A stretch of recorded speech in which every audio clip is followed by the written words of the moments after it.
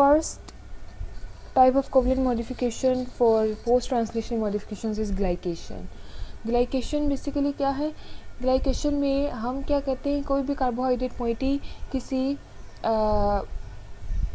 Protein के साथ जो है वो जोड़ते हैं, किसी प्रोटीन के साथ लगाते हैं, तो that is known as glycation. अब आप लोग कहेंगे कि मैम हमने कल जो है वो ग्लाइकोसाइलेशन पढ़ा था और आज हम ग्लाइकेशन पढ़ रहे हैं. तो येस, ग्लाइकेशन और ग्लाइकोसाइलेशन में एक डिफरेंस है. वो क्या डिफरेंस है कि जो ग्लाइकेशन है वो विदाउट एंजाइम होती है और जो ग्लाइकोसाइलेशन है वो विद एंजाइम होती है. वो एंजाइम के बगैर नहीं हो सकती. बाकी दोनों सेम है कि एडिशन ऑफ है कार्बोहाइड्रेट मोइटी है, addition of carbohydrate into the protein molecule. तो ग्लाइकेशन क्या है? रिड्यूसिंग ब्लड शुगर्स जिसमें ग्लूकोज है, फ्रुक्टोज है, उनको बॉन्ड करवाना, बॉन्ड टू प्रोटीन्स और lipids without the involvement of an enzyme. Glycation is a haphazard process, impairs the functioning of biomolecules. तो ग्लाइकेशन क्या है? एक हैप्पैजार्ड प्रोसेस है जो कि बायोमॉलिक्यूल की फंक्शनिंग को क्या कर देता है, थोड़ा सा ऑल्टर कर देता है, इम्पेयर कर देता है. तो जब रिड्यूसिंग ब्लड शुगर जो हैं वो बॉडी में ज़्यादा होती हैं या किसी और मेटाबॉलिक केस में क्या किया जाता है कि ग्लूकोज और फ्रुक्टोज को जो है वो प्रोटीन्स के साथ या लिपिड्स के साथ बाइंड करवा दिया जाता है. इस तरह फिर ब्लड में रिड्यूसिंग शुगर्स बचती नहीं हैं. तो जब ये ब्लड शुगर जो हैं वो किसी प्रोटीन या लिपिड के साथ बाइंड हो जाती हैं तो फिर वहाँ पर जो है वो बहुत ज़्यादा चांसेस हो जाते हैं AGEs प्रोड्यूस होने के. AGEs होते हैं advance glycation end products. These AGEs are lethal, are hazardous to our health. ये जो AGEs हैं एडवांस ग्लाइकेशन एंड प्रोडक्ट्स, ये हमारी हेल्थ के लिए जो है वो इतने अच्छे नहीं होते. तो एक्सोजीनस ग्लाइकेशन में क्या होता है बेसिकली कि शुगर्स जो हैं जब उनको हाई टेम्परेचर पे कुक किया जाता है विद प्रोटीन्स और फैट्स, तो वहाँ पे एडवांस्ड ग्लाइकेशन एंड प्रोडक्ट्स बनते हैं जो कि क्या होते हैं, known to be injurious to health होते हैं. और ये हमारी हेल्थ के लिए क्या होते हैं, बुरे होते हैं, अच्छे नहीं होते. इसलिए मना किया जाता है कि आप लोग बहुत ज़्यादा फ्राई फूड ना खाएं और इस तरह की फूड्स ना खाएं, क्योंकि जब आप बहुत हाई टेम्परेचर पे फूड को फ्राई करते हो तो वहाँ पे AGEs का जो लेवल है वो बढ़ जाता है. AGEs प्रोडक्शन हो जाती है, AGEs बढ़ जाते हैं. तो वो जो AGEs हैं वो आगे फर्दर डिफरेंट डिजीज़ कॉज कर सकते हैं. कार्डियोवैस्कुलर डिजीज़ हो गई, cancer, Alzheimer's disease, peripheral neuropathy etcetera and so on. इस तरह के डिजीज़ जो है वो ये कॉज कर देते हैं. Endogenous glycation occur mainly in blood stream. हमारे अंदर भी ग्लाइकेशन होती है. तो ग्लाइकेशन जब होती है तो वो फिर प्रोडक्ट्स तो ऐसे ही प्रोड्यूस करती है जो हमारे लिए अच्छे नहीं होते. तो चाहे एक्सोजीनस हो चाहे एंडोजीनस हो, ग्लाइकेशन हो जाती है. Fructose and galactose have 10 times glycation activity of glucose. Fructose और गैलेक्टोज जो हैं उनमें 10 गुना ज़्यादा ग्लाइकेशन एक्टिविटी मौजूद है बनिस्बत ग्लूकोज के. Glycation leads to AGEs which are implicated in cardiovascular disease, cancer, Alzheimer's disease, peripheral neuropathy etcetera and so many more diseases which are associated with AGEs. आप लोगों की नेक्स्ट असाइनमेंट है कि आप लोग देख कर आओगे what are AGEs, which foods are involved to produce AGEs या which foods have higher levels of AGEs. Estimating glycated hemoglobin is a more reliable method for monitoring blood sugar level in diabetes. जब हम लोग diabetic patients में glucose का level major करते हैं तो ये जो ग्लाइकेटेड हीमोग्लोबिन होता है ना, इसको मेजर करना जो है वो ज़्यादा बेहतर रहता है. ग्लाइकेटेड हीमोग्लोबिन को क्यों ग्लाइकेटेड हीमोग्लोबिन को मेजर करना ज़्यादा बेहतर रहता है? क्योंकि इससे क्या होता है कि जितनी एक्स्ट्रा बॉडी में ग्लूकोज होती है वो फ्रुक्टोज के साथ वो हीमोग्लोबिन के साथ बाइंड कर जाती है. जब वो हीमोग्लोबिन के साथ बाइंड कर जाती है तो वो HbA1c बना देती है. तो दिस HbA1c जो है ये हमारे लिए एक इम्पॉर्टेंट मॉनिटरिंग इंडिकेटर है, एक मार्कर है जिसको हम डायबिटीज़ में ग्लूकोज के लेवल को चेक करने के लिए, शुगर्स के लेवल को चेक करने के लिए इस्तेमाल कर सकते हैं as an indicator, as a marker. Ma'am galactose और फ्रुक्टोज में ग्लाइकेशन एनहांस्ड क्यों है? डिपेंड करता है ना उनके स्ट्रक्चर पे. जैसे फ्रुक्टोज जो है वो ग्लूकोज से ज़्यादा मीठी होती है. Fructose is very very sweet, far more sweet than the glucose. तो उनके स्ट्रक्चर पे और उनके कॉम्पोजिशन पे डिपेंड कर रहा होता है। इस वजह से फ्रुक्टोज और गलैक्टोज जो हैं वो ग्लाइकेशन ज़्यादा कर लेते हैं बनिस्बत ग्लूकोज के, और 10 टाइम्स ज़्यादा ग्लाइकेशन करते हैं फ्रुक्टोज और गलैक्टोज, और इसीलिए जो है वो हमें आर्टिफिशियल स्वीटनर्स, आर्टिफिशियल जो चीज़ें वो नहीं खानी चाहिए। आपको पता है जितनी जो आर्टिफिशियल स्वीटनर होता है, जिसको आर्टिफिशियल शुगर भी कहते हैं, वो फ्रुक्टोज की बनाई जाती है, क्योंकि वो बहुत ज़्यादा मीठी होती है। आपकी जो कैंडीज़ वगैरह हैं इन सब में फ्रुक्टोज प्रेजेंट होता है। क्लियर? Yes, ma'am. Okay जी, next is glycosylation, which we have already discussed briefly in our previous lectures. That what is glycosylation? An enzymatic process links saccharides to produce glycated proteins, lipids और other organic molecules. तो enzymatic process है ये, जबकि glycation जो है वो non enzymatic process है। तो याद रखें इन दोनों में बहुत मेजर डिफरेंस है। और दूसरा डिफरेंस ये है कि ग्लाइकेशन में आप जो है रिड्यूसिंग शुगर्स को प्रोटीन्स के साथ या लिपिड्स के साथ बाइंड कराते हो, जबकि ग्लाइकोसाइलेशन में कोई भी सैकराइड्स जो हैं वो प्रोटीन्स या लिपिड्स के साथ बाइंड हो सकते हैं। तो like saccharides to produce glycated proteins, lipids और अदर ऑर्गेनिक मॉलिक्यूल्स। तो इसमें एंजाइमेटिक प्रोसेस है जिसमें आप कार्बोहाइड्रेट मोइटी को प्रोटीन्स के साथ या लिपिड्स के साथ या किसी अदर ऑर्गेनिक मॉलिक्यूल के साथ जोड़ते हो, and that process is known as glycosylation. Glycosylation can be co-transcriptional और को-ट्रांसलेशनल है और पोस्ट ट्रांसलेशनल मॉडिफिकेशन। ग्लाइकोसाइलेशन जो है वो को-ट्रांसलेशनल भी हो सकती है, यानी कि अभी ट्रांसलेशन हो रही है, जितना थोड़ा सा सेगमेंट प्रोटीन का बन के बाहर निकला उसको साथ साथ ही मॉडिफाई करना शुरू कर दिया, तो ये है को-ट्रांसलेशनल। तो को-ट्रांसलेशनल भी हो सकती है ये मॉडिफिकेशन, और पोस्ट ट्रांसलेशनल भी हो सकती है कि जब सारे के सारे प्रोटीन जो है कम्प्लीटली बन गई, ट्रांसलेशन स्टॉप हो गई, ट्रांसलेशन टर्मिनेट हो गई, उसके बाद जो है उसकी मॉडिफिकेशन की जाए। तो it can be co-translational and it can be post translational as well. Most of the proteins synthesized in rough endoplasmic reticulum undergo glycosylation. We all know that they mostly protein को जो हमने एक जगह से दूसरी जगह लेकर जाना होता है within the cell,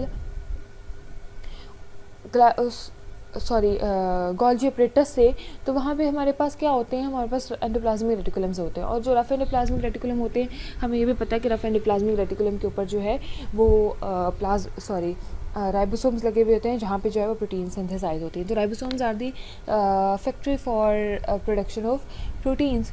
तो मोस्ट ऑफ द प्रोटीन्स जो हैं उनको सिंथेसाइज किया जाता है कहाँ पे, रफ एंडोप्लाज्मिक रेटिकुलम पे, और वो फिर जो है वो ग्लाइकोसाइलेशन जो है अंडरगो ग्लाइकोसाइलेशन पे चली जाती हैं।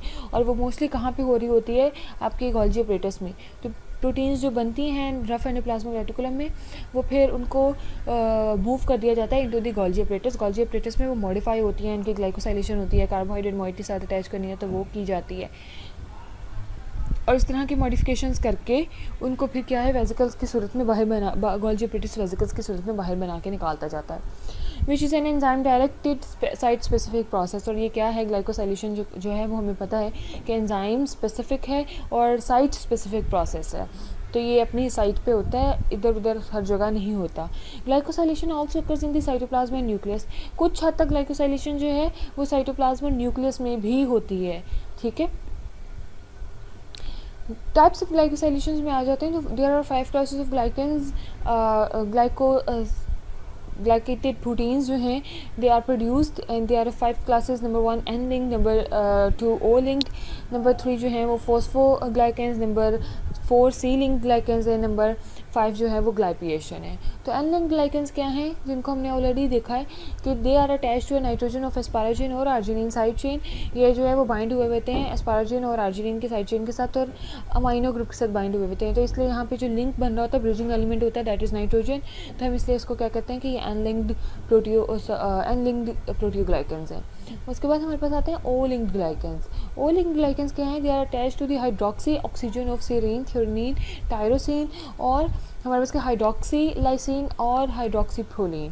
तो HLY और HBr, these are the hydroxy lysine and और हाइड्रोक्सी प्रोलीन। तो ओ लिंक्ड ग्लाइकेंस जो हैं, ओ लिंक्ड प्रोटियोग्लाइकेंस हमारे पास कब बन रहे होते हैं, जब कार्बोहाइड्रेट मोइटी जो है वो इन 5 अमाइनो एसिड्स के हाइड्रोक्सी ऑक्सीजन के साथ आके बाइंड करती है, तो बीच में जो फिर हमारे पास ब्रिजिंग एलिमेंट होता है प्रोटीन और कार्बोहाइड्रेट को जोड़ने वाला, that is O, that is oxygen. तो इसलिए इसको क्या कहते हैं कि ये O लिंक्ड प्रोटियोग्लाइकेंस है। नेक्स्ट आते हैं हमारे पास फॉस्फोग्लाइकेंस। फॉस्फोग्लाइकेंस क्या हैं, they are linked through the phosphate of a phosphoserine. तो फॉस्फोसीरीन जो है वो एक अमाइनो एसिड है, इस अमाइनो एसिड के साथ जो है वो आपका ज्वाइन होती है कार्बोहाइड्रेट मोइटी, उसके फॉस्फेट ग्रुप के साथ, तो फिर हमारे पास क्या बन जाते हैं, फॉस्फोप्रोटियोग्लाइकेंस बन जाता है।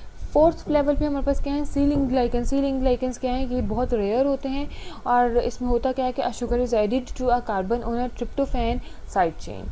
इसमें शुगर जो है उसको ऐड किया जाता है, कार्बन के साथ ऐड किया जाता है, और किसके कार्बन के साथ, सिर्फ ट्रिप्टोफैन अमीनो एसिड की साइड चेन के कार्बन के साथ उसको ऐड करवाया जाता है, बाकी और किसी जगह पे नहीं होता। तो इसमें ब्रिजिंग एलिमेंट जो है वो बेसिकली कार्बन होता है, क्योंकि कार्बन के साथ अटैच किया जा रहा है, तो इसलिए हम इसको क्या कहते हैं कि ये क्या है, ये सी लिंक्ड ग्लाइकेंस हैं, but these are very rare glycans, प्रोटियोग्लाइकेंस।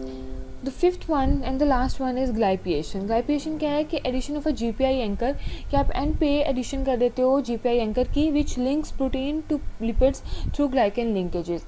जो क्या करता है कि प्रोटीन को लिपिड्स के साथ जोड़ता है, किसके थ्रू, ग्लाइकेन लिंकेज के थ्रू, कार्बोहाइड्रेट के थ्रू।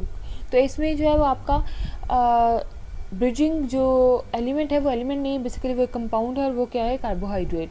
तो प्रोटीन और लिपिड्स को जोड़ने के लिए आपस में समटाइम्स जो है वो कार्बोहाइड्रेट मोइटी जो है वो ऐड करवा दी जाती है, जिसमें होता क्या है कि ब्रिजिंग एलिमेंट, ब्रिजिंग कंपाउंड आपका कार्बोहाइड्रेट होता है, और प्रोटीन्स और लिपिड्स आपस में एक दूसरे के साथ फिर जुड़ जाते हैं। तो this process is known as ग्लाइपिएशन।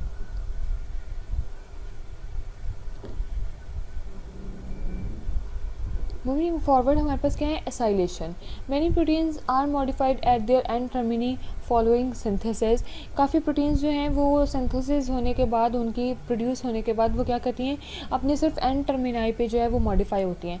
And टर्मिनाई का क्या मतलब है, या एंड टर्मिनल का क्या मतलब है, कि जहाँ पे ये बिल्कुल स्टार्ट होता है किसी प्रोटीन का, और यहाँ पे हमेशा अमीनो एसिड का जो अमीनो ग्रुप है वो फ्री होता है, और एक सी टर्मिनल होता है अमीनो एसिड का, सॉरी प्रोटीन का, that C terminal is at the end of the whole protein, and this last amino acid have the free, इसके पास क्या होता है, फ्री कार्बोक्सिलिक ग्रुप होता है, has free carboxylic group, that is why that end is known as C terminal. तो N terminal and C terminal होते हैं हमारे पास, और काफ़ी सारी प्रोटीन्स जो हैं जो उनको एन टर्मिनल पे मॉडिफाई किया जाता है, कुछ वैसी प्रोटीन्स होती हैं जिनको सी टर्मिनल पे मॉडिफाई किया जाता है।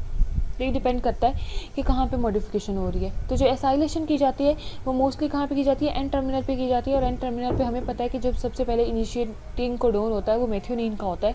तो सारी प्रोटीन्स में सबसे पहला जो अमीनो एसिड होता है दैट इज़ मेथियोनिन। तो mostly the initiator methionine is hydrolysed and an acetyl group donated by acetyl coenzyme A is added to the new N terminal amino acid. तो मोस्टली जो initiator methionine होता है किसी protein का, उसको hydrolyse किया जाता है, और उसके अंदर जो है वो एसिटाइल ग्रुप जो है वो डाला जाता है। एसिटाइल ग्रुप कहाँ से आता है, उसको एसिटाइल कोएंजाइम ए डोनेट करता है, जहाँ से फिर एसिटाइल ग्रुप जो है उसको मेथियोनिन के साथ जो है वो ऐड करवाया जाता है। Some proteins have the 14 carbon myristyl group. कुछ ऐसी प्रोटीन्स होती हैं जिनके बिल्कुल स्टार्ट में एसाइल ग्रुप हमें ऐड करवाना है ना, तो एसाइल ग्रुप जो है वो बेसिकली क्या होता है, एसिटाइल ग्रुप होता है। तो एसिटाइल ग्रुप हमें पता है कि क्या होता है, एसिटाइल ग्रुप क्या होता है, R C double bond O, group होता है C double bond O, R तो O, yes, R C double bond O. तो this is known as the acetyl group. Acetyl group add करवाना है तो इसमें आर जो है वो लंबी चेन भी हो सकती है। तो इसी वजह से क्या है यहाँ पर कि कुछ प्रोटीन्स में जो है वो सिर्फ एसिटाइल ग्रुप ऐड नहीं हो रहा, अकेला एसिटाइल ग्रुप नहीं ऐड हो रहा, बल्कि उसके साथ 14 कार्बन मेरिस्टाइल ग्रुप भी ऐड हो रहा होता है, डोनेटेड बाय मेरिस्टाइल कोएंजाइम ए। जिसको डोनेट कौन कर रहा है, मेरिस्टाइल कोएंजाइम ए डोनेट कर रहा है, added to their N terminal, और इसको भी कहाँ पे ऐड किया जाता है, एन टर्मिनल पे ही ऐड किया जाता है। This modification allows association of the modified protein with membranes. ये मॉडिफिकेशन बहुत ज़्यादा इंपॉर्टेंट है, क्योंकि ये मॉडिफिकेशन जो है वो मॉडिफाइड प्रोटीन को अलाउ करती है कि वो एसोसिएशन डेवलप करे विद मेम्ब्रेन्स। प्लाज्मा मेम्ब्रेन्स होती हैं, अंदर ऑर्गेनेलीज की मेम्ब्रेन्स होती हैं, तो उन सारी मेम्ब्रेन्स के साथ एसोसिएशन डेवलप करे। जैसे आपको पता है प्रोटीन चैनल्स हैं, तो स्पेसिफिक प्रोटीन को ही अपने अंदर से गुजरने देते हैं, बाकियों को नहीं गुजरने देते, तो वहाँ पे ये बहुत ज़्यादा इंपॉर्टेंट रोल प्ले करते हैं। The catalytic subunit of cyclic AMP dependent protein kinase PKA is also myristylated. इसमें एक एग्जाम्पल है हमारे पास PKA की, जो cyclic AMP dependent protein kinase है। बेसिकली ये जो प्रोटीन काइनेज है जिसको PKA भी कहते हैं, ये भी हमेशा क्या हुआ होता है, मेरिस्टाइलेटेड हुआ होता है, भी मॉडिफाइड हुआ होता है। Next is methylation. तो व्हाट इज़ मिथाइलेशन? मिथाइलेशन क्या है कि हमने बेसिकली वहाँ पे मिथाइल ग्रुप को इंट्रोड्यूस करवाना है। तो post translational methylation of proteins occurs on nitrogen and oxygen. Post translational methylation की जाती है प्रोटीन्स की, और ये कहाँ पे की जाती है? नाइट्रोजन्स पे की जाती है या ऑक्सीजन्स पे की जाती है, अमीनो एसिड्स के।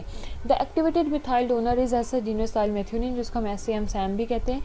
तो जो मिथाइल ग्रुप को डोनेट करने वाला कंपाउंड है वो कौन है? वो एसिडिनोसाइल मेथियोनिन है। एसिडिनोसाइल मेथियोनिन जो है वो मेथियोनिन को डोनेट करता है, और फिर ये मेथियोनिन जो है वो पोस्ट ट्रांसलेशनल मॉडिफिकेशन में मिथाइलेशन होती है और नाइट्रोजन या ऑक्सीजन के साथ प्रोटीन में बाइंड हो जाता है।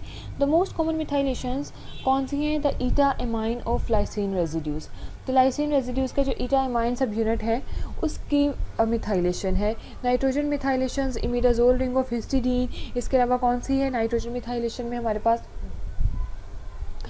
इमिडाजोल रिंग है हिस्टिडीन का, उसकी मिथाइलेशन की जाती है। ग्वानिडीन मोइटी ऑफ आर्जिनिन, उसकी की जाती है। आर ग्रुप की जाती है किसकी? अमाइड्स ऑफ ग्लूटामेट की एंड एस्पार्टेट की। तो ये सारे क्या हैं? ये नाइट्रोजन मिथाइलेशंस हैं। अभी हमने पढ़ा ना ऊपर के नाइट्रोजन पे भी की जाती है और ऑक्सीजन पे भी की जाती है। तो ये सारी कहाँ हैं? ये नाइट्रोजन मिथाइलेशंस हैं। एंड मिथाइलेशन जो है वो परमानेंट मॉडिफिकेशन होती है, और अभी तक कोई ऐसा मेमेलियन एंजाइम जो है वो डिस्कवर नहीं किया जा सका जो कि CH3 ग्रुप को, जो कि इस मिथाइलेशन को रिमूव करने की कैपेबिलिटी रखता हो एन मिथाइलेशन को। तो एन मिथाइलेशन जो है वो परमानेंट मॉडिफिकेशन होती है। याद रखें हिस्टोन प्रोटीन्स पे जो मॉडिफिकेशन हो रही होती है, मिथाइलेशन हो रही होती है, वो परमानेंट नहीं होती। तो एन मिथाइलेशन जो है वो हमेशा क्या होती है? परमानेंट होती है। Is a permanent modification no known mammalian enzymes to remove the CH3 group. कोई भी मेमेलियन एंजाइम अभी तक ऐसा नहीं डिस्कवर हुआ जो कि CH3 ग्रुप को रिमूव कर सकने की सलाहियत रखता हो, एन मिथाइलेशन को रिमूव करने की सलाहियत रखता हो। Methylation of the oxygen of the R group carboxylates of glutamate and aspartate also takes place and forms methyl esters. Sometimes क्या होता है, जैसे भी हमने ऊपर पढ़ा था कि नाइट्रोजन की होती है और ऑक्सीजन की होती है, तो समटाइम्स जो है वो ऑक्सीजन वाली मिथाइलेशन होती है, जहाँ पे ऑक्सीजन आर ग्रुप का जो ऑक्सीजन है, कौन कौन से आर ग्रुप का? ग्लूटामेट के और एस्पार्टेट के। इन दोनों अमीनो एसिड के आर ग्रुप के जो ऑक्सीजन्स हैं वो उनकी मिथाइलेशन करवाई जाती है, जिससे बनते क्या हैं? प्रोड्यूस क्या होते हैं? मिथाइल ईस्टर्स प्रोड्यूस हो जाते हैं। प्रोटीन्स कैन ऑल्सो भी methylated on the thiol R group of cysteine. ये कम होती हैं पर ये भी हो सकती हैं कि चांसेस होते हैं कि जो थायोल ग्रुप होता है सिस्टीन का, वहाँ पे मिथाइलेशन करवा दी जाए। Methylation of histones in DNA is an important regulator of chromatin structure and consequently of transcriptional activity. Histone proteins की मिथाइलेशन जो है वो all noted that is very very important because it regulates the transcriptional activity of chromatin of DNA. Next is phosphorylation. Post-translational phosphorylation is one of the most common protein modifications in animal cells. Phosphorylations जो हैं they can be transient and reversible. They regulate the biological activity of a protein. Example: phosphorylations of glycogen synthase and glycogen phosphorylase in hepatocytes is in response to glucagon release from pancreas. तो pancreas से जो glucagon release होता है उसके response में hepatocytes में जो glycogen phosphorylase होता है और जो ग्लाइकोजन सिंथेज होता है वो क्या होते हैं? उनकी एक्टिविटी जो है वो बदल सकती है। जैसे हमने पीछे वो फॉस्फोराइलेट भी हो जाते हैं और उनकी एक्टिविटी जो है वो बदलती है depending on the situations and depending on the conditions के कौन सा मॉलिक्यूल किस में जो है वो एक्टिव होता है। फॉर एग्जांपल कोई एक प्रोटीन कोई एक हार्मोन ऐसा है जो कि फॉस्फोराइलेशन करके एक्टिव हो जाता है और कोई दूसरा है जो फॉस्फोराइलेशन करके इनएक्टिव हो जाता है। पर यहाँ पे क्या होता है, in case of glycogen synthase phosphorylation जो है वो इनहिबिट कर देता है सिंथेज की एक्टिविटी को, but that of phosphorylase increase, पर जो फॉस्फोराइलेज है ग्लाइकोजन फॉस्फोराइलेज उसकी एक्टिविटी को इंक्रीज कर देता है, यानी कि उसको इन्हांस करता है और दूसरे को इनहिबिट कर देता है, resulting in increase hepatic glucose delivery, जिससे होता क्या है कि हिपेटिक लिवर में ग्लूकोज की डिलीवरी जो है वो तेज़ हो जाती है टू द ब्लड। तो जो लिवर है वो ग्लूकोज जो है वो जल्दी से ब्लड में फिर छोड़ना शुरू कर देता है। आपको पता है ना कि लिवर जो है वो ग्लूकोज को स्टोर भी कर सकता है, तो वो फिर ग्लूकोज को वो फिर क्या करता है, ब्लड में भेजना शुरू कर देता है लिवर से। The enzymes that phosphorylate proteins are termed kinases and those that remove phosphates are termed phosphatases. तो वो वाले तमाम एंजाइम्स जो कि फॉस्फोराइलेशन करवाते हैं उनको काइनेजेस कहते हैं, और वो वाले तमाम एंजाइम जो कि फॉस्फोराइलेशन को फॉस्फेट ग्रुप को रिमूव करवाते हैं उनको फॉस्फेटेजेस कहते हैं। इसका जो जनरल एक रिएक्शन होता है वो होता क्या है बेसिकली कि ATP प्लस प्रोटीन जो है वो आपस में ज्वाइन होते हैं, तो ATP से एक फॉस्फेट ग्रुप जो है प्रोटीन के साथ आके जुड़ जाता है, तो आपके पास फॉस्फोप्रोटीन बन जाती है और साथ में ADP बन जाता है। ADP में एडिनोसिन डाइफॉस्फेट है और ATP में एडिनोसिन ट्राइफॉस्फेट है, क्योंकि एक फॉस्फेट ग्रुप जो है वो प्रोटीन के पास ऑलरेडी शिफ्ट हो चुका हुआ है। In animal cells serine, threonine and tyrosine are the amino acid subjects to phosphorylation. ये वाले 3 अमीनो एसिड्स हैं जिनकी फॉस्फोराइलेशन होती है, और किस रेशियो में होती है 1000, 100 and 1 respectively for serine, threonine and tyrosine. The kinases that phosphorylate serines or threonines are termed serine threonine kinases. वो वाली काइनेजेस जो कि सेरीन और थ्रोनिन को फॉस्फोराइलेट करते हैं, that kinases are known as serine threonine kinases. Although the level of tyrosine phosphorylation is minor, the importance of phosphorylation of this amino acid is profound. हालांकि tyrosine पे हमें पता है कि सिर्फ 1000 में से किसी एक पे 100 में से कहीं एक पे जाके जो है वो फॉस्फोराइलेशन हो रही है, तो इसका जो लेवल है वो बहुत थोड़ा है टायरोसिन के फॉस्फोराइलेशन का. पर जहाँ कहीं पे भी टायरोसिन की फॉस्फोराइलेशन हो रही होती है उसका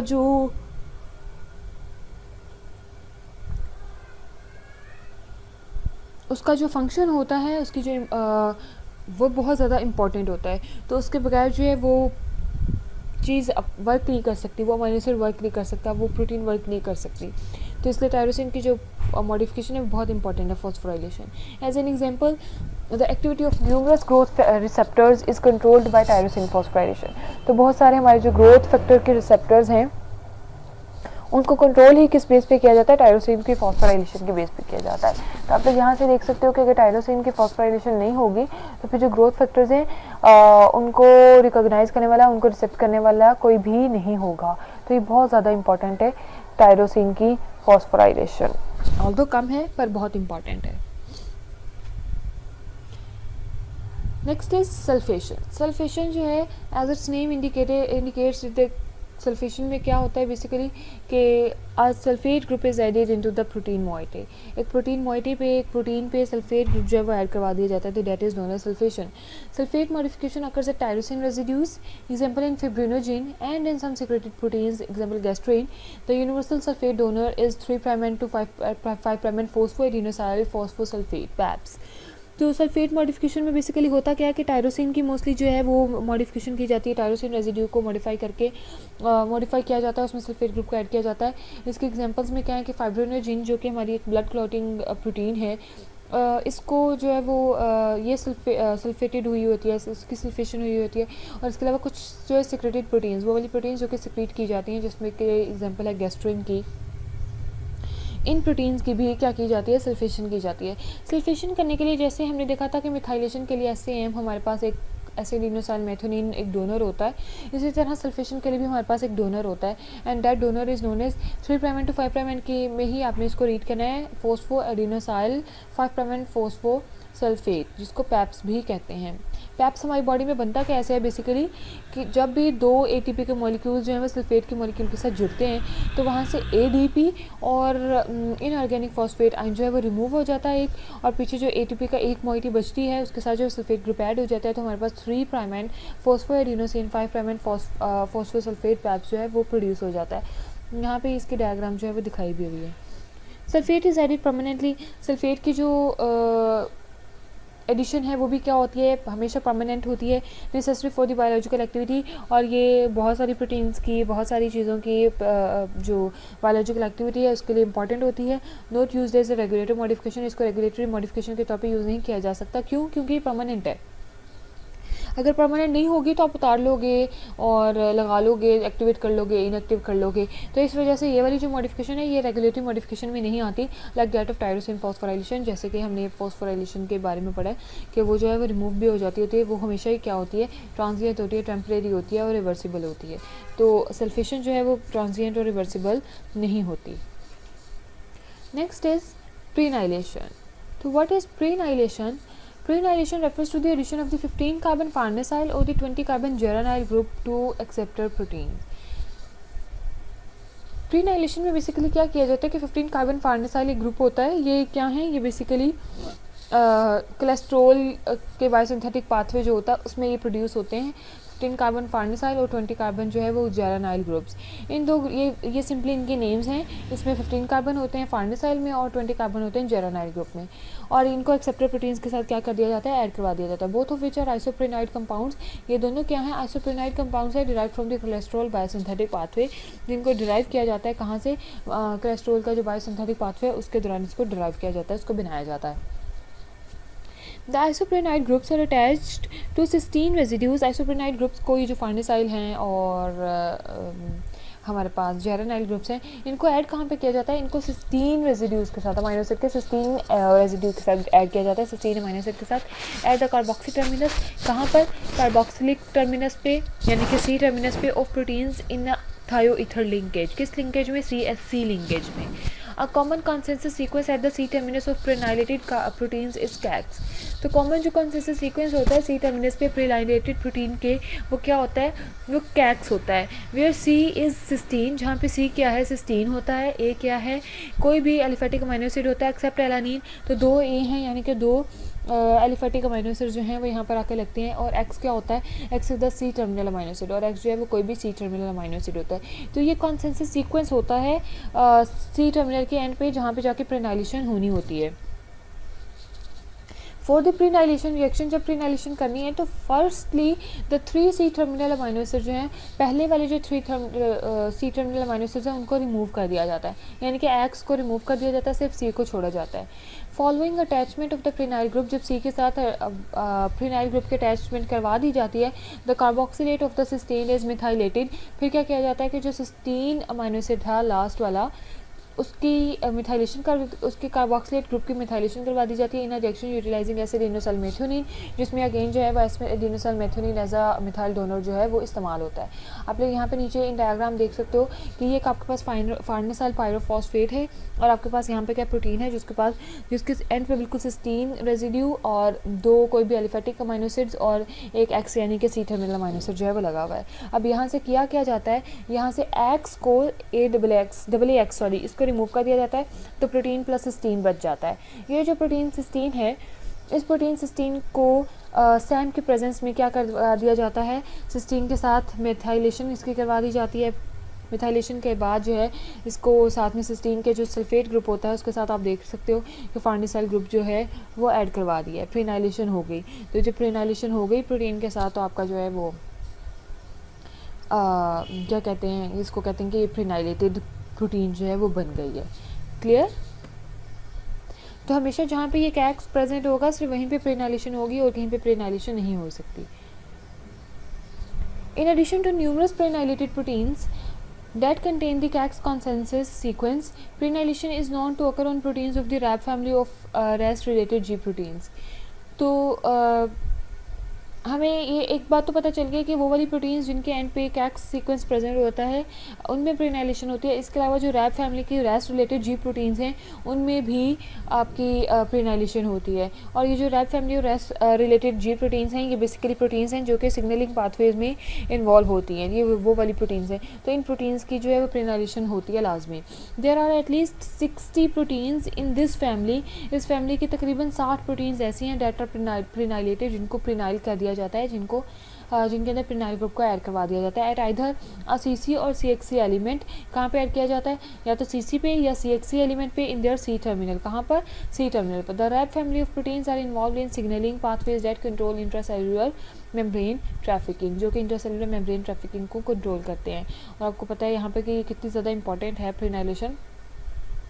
अगर ये नहीं होगी तो सिग्नल नहीं जनरेट होगा, सिग्नल जनरेट नहीं होगा तो जो कंट्रोल है इंट्रासेलुलर मेम्ब्रेन ट्रैफिकिंग का वो जो है वो पॉसिबल नहीं रहेगा। इंट्रासेलुलर ट्रैफिकिंग में एक ऑर्गेनेल से दूसरे ऑर्गेनेल पे कोई चीज़ भेजनी है, वहाँ से कोई चीज़ लानी है, तो ये जो सारी सिग्नलिंग होनी है, ये सारा जो कंट्रोल है इंट्रासेलुलर मेम्ब्रेन ट्रैफिकिंग का वो जो डिस्टर्ब हो जाता है सारा। Function of some of the most important proteins involved in modulating immune responses depend upon prenylation. These include proteins involved in leukocyte motility.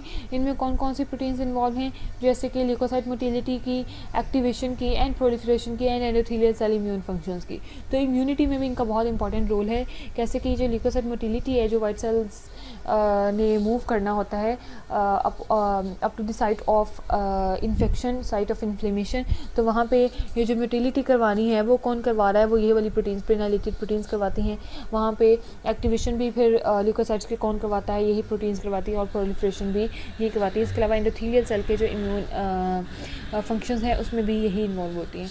A portion of the anti-inflammatory actions of the statin class of cholesterol synthesis inhibiting drugs is due to a reduction in the synthesis of farnesyl pyrophosphate and geranyl pyrophosphate and thus reduce the extent of inflammatory events. एक anti-inflammatory drug होती है, उसमें basically क्या किया जाता है कि anti inflammatory action है किसका, एक statin class of cholesterol synthesis inhibiting drug का. स्टैटिन क्लास है, उस ड्रग की क्लास है स्टैटिन क्लास. उस वो जो ड्रग है बेसिकली वो करती क्या है कि कोलेस्ट्रॉल सिंथेसिस इनहिबिटिंग ड्रग है, कोलेस्ट्रॉल का सिंथेसाइज नहीं होने देती. जब कोलेस्ट्रॉल सिंथेसाइज नहीं होता तो वहाँ पे फार्नेसाइल पायरोफॉस्फेट प्रोड्यूस नहीं होता, जेरानाइल पायरोफॉस्फेट प्रोड्यूस नहीं होता. जब फार्नेसाइल पायरोफॉस्फेट और जेरानाइल पायरोफॉस्फेट प्रोड्यूस नहीं होगा तो कैसे फार्नेसाइल जो है या जेरानाइल जो है वो प्रोटीन्स बनाएगा, वो यानी कि प्रेनाइलेशन करेगा. जब वो प्रेनाइलेशन नहीं होगी तो फिर ल्यूकोसाइट मोटिलिटी, एक्टिवेशन और ये सब कुछ नहीं होता, जिसकी वजह से जो इन्फ्लेमेटरी का रिस्पॉन्स है, इन्फ्लेमेशन का रिस्पॉन्स है, उसको रोक दिया जाता है, उसको रिड्यूस कर दिया जाता है to some extent. Other important examples of prenylated proteins include the oncogenic GTP binding and hydrolyzing protein RAS and the gamma subunit of the visual protein transducin, both of which are farnesylated. ये दोनों proteins क्या होती हैं, farnesylated होती हैं. In addition, numerous GTP binding and hydrolyzing proteins, जिनको GIP proteins भी कहते हैं, of some signal transduction cascades have gamma subunits modified by geranylation. इसके अलावा वो वाले गैमा सब यूनिट्स जीटीपी बाइंडिंग प्रोटीन्स के, जिनको जी प्रोटीन्स भी कहते हैं, वहाँ पर जेरोनाइलेशन हो रही होती है. ऊपर वाले में फार्नेसाइलेशन, दूसरे वाले में geranylation. Next is vitamin C dependent modifications. Vitamin C dependent modifications कौन सी हैं, कि ऐसी मॉडिफिकेशंस हैं जिनको होने के लिए, इन प्रोटीन्स की मॉडिफिकेशन होने के लिए विटामिन सी जो है वो कंपल्सरी है. तो विटामिन सी होगा अगर बॉडी में तो ही ये वाली प्रोटीन मॉडिफिकेशंस होंगी, अदरवाइज ये प्रोटीन मॉडिफिकेशंस नहीं होंगी. Modifications of proteins that depend upon vitamin C as a cofactor include proline and lysine, hydroxylations and carboxy terminal amidation. तो ये वाली मॉडिफिकेशंस कौन सी मॉडिफिकेशंस हैं जिनमें विटामिन सी जो है वो लाजमी चाहिए होता है एज अ कोफैक्टर, वो है प्रोलीन और लाइसिन की हाइड्रोक्सिलेशंस, जिससे आपके पास हाइड्रोक्सी प्रोलीन और हाइड्रोक्सीलाइसिन बनता है, एंड कार्बोक्सी टर्मिनल एमाइडेशन, और इसके अलावा कार्बोक्सी टर्मिनल की सी टर्मिनल की एमाइडेशन, जहाँ पे आप एमाइड ग्रुप जो है NH ग्रुप जो है वो ऐड करवा रहे होते हो. The hydroxylating enzymes are identified as prolyl hydroxylase and lysyl hydroxylase. तो जो हाइड्रोक्सिलेटिंग एंजाइम्स हैं जिन्होंने लाइसिन की और प्रोलीन की हाइड्रोक्सिलेशन करवानी है, उनको हम क्या कहते हैं, उनको प्रोलाइल हाइड्रोक्सिलेज और लाइसाइल हाइड्रोक्सिलेज कहते हैं. प्रोलाइल हाइड्रोक्सिलेज जो है वो प्रोलीन की हाइड्रोक्सिलेशन करवाता है और लाइसाइल हाइड्रोक्सिलेज जो है वो लाइसिन की हाइड्रोक्सिलेशन करवाता है. The most important hydroxylated proteins are the collagens. जो सबसे इंपॉर्टेंट हाइड्रोक्सिलेटेड प्रोटीन्स होती हैं वो कौन सी हैं, कोलेजेंस हैं. और आपको फिर पता है, यही वजह है कि विटामिन सी सीरम जो है वो बहुत ज़्यादा आजकल जो है वो मार्केट में धूम मचा रहे हैं. द रीज़न इज़ बिहाइंड के विटामिन सी जब स्किन में पेनिट्रेट करता है तो फिर मोर कोलेजन प्रोड्यूस होता है, that is very very healthy, that is very beneficial to the skin. The donor of the amide group for C terminal amidation is glycine. जहाँ पे सी टर्मिनल एमाइडेशन करनी है वहाँ पे जो डोनर ग्रुप होता है वो ग्लाइसिन होता है. Several peptide hormone such as oxytocin and vasopressin have C terminal amidation. बहुत सारे हार्मोन्स ऐसे हैं, प्रोटीन हार्मोन्स, पेप्टाइड हार्मोन्स जैसे कि ऑक्सीटोसिन है या वेसोप्रेसिन है, वो सी टर्मिनली एमाइडेटेड होते हैं, वो सी टर्मिनली जो है मॉडिफाई हुए होते हैं. नेक्स्ट इज विटामिन के डिपेंडेंट मॉडिफिकेशंस. तो व्हाट आर विटामिन के डिपेंडेंट मॉडिफिकेशंस. जैसे अभी हमने बात की विटामिन सी डिपेंडेंट मॉडिफिकेशंस की, तो इसी तरह विटामिन के डिपेंडेंट मॉडिफिकेशंस भी हैं कि these modifications can never be done without the presence of vitamin K. Vitamin K is act as a cofactor in the carboxylation of glutamic acid residues, resulting in the formation of a gamma carboxyglutamate referred to as a GLA residue. तो vitamin के जो है वो cofactor के तौर पे काम करता है और ये कार्बोक्सिलेशन करवाता है ग्लूटामिक एसिड रेजिड्यू की, जिससे जब आपके पास रिजल्ट में क्या बन जाता है, गैमा कार्बोक्सीग्लूटामेट बन जाता है, क्योंकि ग्लूटामिक एसिड तो already we know that it is polar and negatively charge amino acid. तो जब उसके मज़ीद कार्बोक्सिलेशन करवा दी जाती है तो इट मेक्स गैमा कार्बोक्सीग्लूटामेट, जिसको ग्ला रेजिड्यू भी कहते हैं, GLA रेजिड्यू भी कहते हैं। The presence of GLA residues within several proteins of the blood clotting cascade allows the protein to chelate calcium ions and thereby render an altered conformation and biologically active to the activity to the protein. तो ये जो GLA residues हैं, they are really important in the blood clotting, क्योंकि ये जो हैं blood clotting cascades में ये वाली प्रोटीन्स जो है वो इन्वॉल्व होती हैं और बेसिकली क्या होता है फिर कि ये प्रोटीन्स जो हैं वो कैल्शियम आइंस को चिलेट करवा देती हैं, जिससे फिर जो है वो जब कैल्शियम आइंस चिलेट हो जाते हैं तो आपका जो ब्लड है वो क्लॉट हो जाता है। तो इससे जो प्रोटीन्स की कॉन्फर्मेशन है और जो बायोलॉजिकल एक्टिविटी है वो जो है चेंज हो जाती है और ब्लड जो है वो क्लॉट कर जाता है। तो अगर इस काम को रोकना हो, ब्लड क्लॉटिंग ना करवानी हो, आपने रोकना हो, या कोई ऐसी किसी को कोई इंजरी हो गया खुदा ना खासा, तो आपने वहाँ पे एंटी कोआगुलेंट्स देने हैं। तो एक कॉमरिन बेस्ड जो है वो एंटी कोआगुलेंट होता है। कॉमरिन जो है वो एक कंपाउंड है, एक केमिकल है। तो कॉमरिन बेस्ड एक एंटी कोआगुलेंट है जिसको वारफारिन भी कहते हैं। Warfarin and dicoumarol function by inhibiting the carboxylation reaction. तो ये जो दोनों ड्रग्स हैं, ये दोनों ड्रग्स वारफारिन और डाइक्यूमारोल, ये बेसिकली कैसे काम करती हैं, ये इसी कार्बोक्सिलेशन को रोक देती हैं। जो विटामिन के डिपेंडेंट कार्बोक्सिलेशन नहीं होगी प्रोटीन्स की, तो फिर जो है वो कैल्शियम आयंस चिलेट नहीं होंगे। कैल्शियम आयंस चिलेट नहीं होंगे तो वो प्रोटीन्स की जो बायोलॉजिकल एक्टिविटी है वो नहीं होगी और ब्लड में जो प्रोटीन्स हैं वो क्लोट नहीं करेंगी।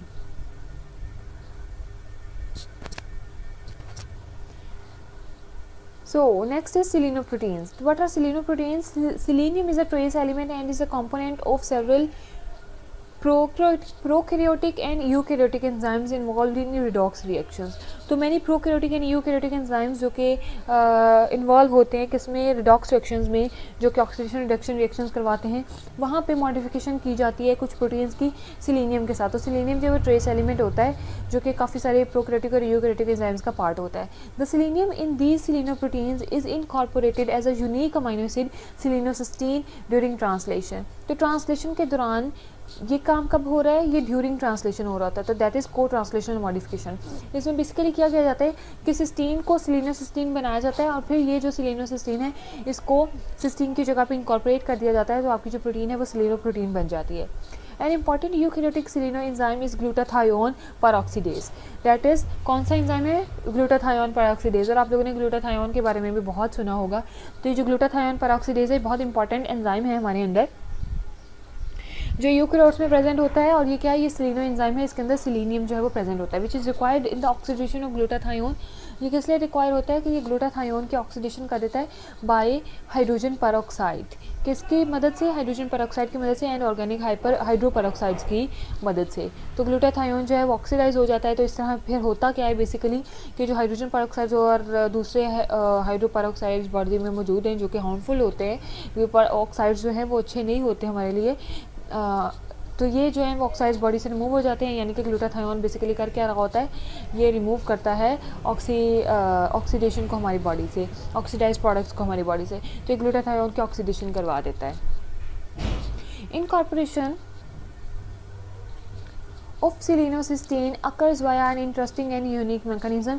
ये जो सेलेनोसिस्टीन को ऐड करवाया जाता है इनटू द प्रोटीन, ये इसका जो मेथड है वो एक इंटरेस्टिंग और एक यूनिक मेथड है, जो कि बाकी सारे अमीनो एसिड्स की ऐसे मॉडिफिकेशन नहीं की जाती। उसमें बाद में मॉडिफिकेशन या तो को होती है या पोस्ट ट्रांसलेशनल मॉडिफिकेशन होती है, पर इसमें जो पूरे अमीनो एसिड को बदल के ही इंट्रोड्यूस करवा दिया जाता है। The transfer RNA for selenocysteine is charged with serine. सबसे पहले क्या किया जाता है कि जब ट्रांसलेशन हो रही होती है तो वो वाला ट्रांसफ़र आरएनए जो कि सेलेनोसिस्टीन के लिए होता है वो सबसे पहले चार्ज अपने आप को किससे करता है, सीरीन से। यानी कि वो अपने आप को किससे बाइंड करवाता है, सीरीन से, एंड देन एंजाइमेटिकली सेलेनाइलेटेड। उसके बाद क्या होता है कि उसको सेलेनाइलेट कर दिया जाता है, उसमें सेलेनियम ग्रुप को ऐड कर दिया जाता है to produce the selenocysteinyl transfer RNA. इससे आपके पास क्या प्रोड्यूस हो जाता है, सेलेनोसिस्टेनाइल ट्रांसफर आरएनए प्रोड्यूस हो जाता है, जो कि चार्ज्ड ट्रांसफर आरएनए है। The anticodon of selenocysteinyl transfer RNA due to its unique structure is not recognised by the termination machinery. ये जो टर्मिनेशन मशीनरी से रिकॉग्नाइज नहीं हो पाता, and thus it interact with the stop codon, और फिर जो है ये स्टॉप कोडोन के साथ जो है वो इंटरेक्ट करता है in the messenger RNA UGA instead of a serine codon. तो ये जो है ये मैसेंजर आरएनए में यूजीए के साथ जो है वो स्टॉप कोडोन के साथ जो है इंटरेक्ट करता है और सीरीन कोडोन के साथ इंटरेक्ट नहीं करता। वरना हो सकता है ना कि ट्रांसफर आरएनए, जब हमने बात किया कि पहले वो सीरीन के साथ बाइंड होता है, तो वो जहाँ पे कहीं सीरीन लगना है वो वहाँ पे ही जाके उसी को रिकॉग्नाइज कर ले, पर ये ऐसा नहीं होता। ये सिर्फ सेलिनोसिस्टीनाइल वाले जो कोडोन है सिर्फ उसी को ही रीड कर सकता है। It is brought into the ribosome, फिर इसको क्या किया जाता है, राइबोसोम में लेके आया जाता है by dedicated specific elongation factor. एक स्पेसिफिक इलॉन्गेशन फैक्टर होता है उसके थ्रू इसको स्पेसिफिक टारगेट किया जाता है राइबोसोम के अंदर। An element in the 3' end UTR of selenoprotein messenger RNAs determines whether UGA is read as a stop codon और एज अ सेलिनोसिस्टीन कोडोन। क्योंकि ये जो यूजीए है वो तो बेसिकली एक स्टॉप कोडोन है, तो यहाँ पे कैसे हमें फाइनलाइज होगा, हमें कैसे पता चलेगा, या हमारे अंदर जो मशीनरी है उसको कैसे ये डिटरमिन होता है कि इस यूजीए को मैंने स्टॉप कोडोन के तौर पे रीड करना है या सेलिनोसिस्टीन के कोडोन के तौर पे रीड करना है। तो ये जो है वो एक हमारा जो 3' यूटीआर होता है, अनट्रांसलेटेड रीजन होता है, जिसमें आपको बताया था ना एक्सॉन्स एंड इंट्रॉन्स होते हैं। इसी तरह अनट्रांसलेटेड रीजन्स भी होते हैं। जो अनट्रांसलेटेड रीजन्स होते हैं वो मैसेंजर आरएनए में प्रेजेंट होते हैं बिल्कुल एंड्स पे, 3' एंड पे और 5' एंड पे। वहाँ पे बेसिकली रेगुलेटरी सीक्वेंसेस प्रेजेंट होते हैं। तो वो रेगुलेटरी सीक्वेंस जो है वो ये डिटरमिन करवाता है कि ये वाला जो सीक्वेंस है, ये जो यूजीए कोडोन है, ये यहाँ पे स्टॉप कोडोन है या ये यहाँ पे सेलिनोसिस्टीन का कोडोन है। तो वो उसको रेगुलेट करवाता है और वो उसको बताता है। तो फिर जो है वो ट्रांसफर आरएनए उसको रीड करता है और फिर सीरीन को अपने साथ बाइंड करवा के उसके बाद उसकी सेलिनोसिस्टीनाइल ट्रांसफर आरएनए में उसको कन्वर्ट करवाता है और फिर उसको जो है वो यहाँ पर लाकर बाइंड करवा देता है और पेप्टाइड बॉन्ड जो है वो बन जाता है।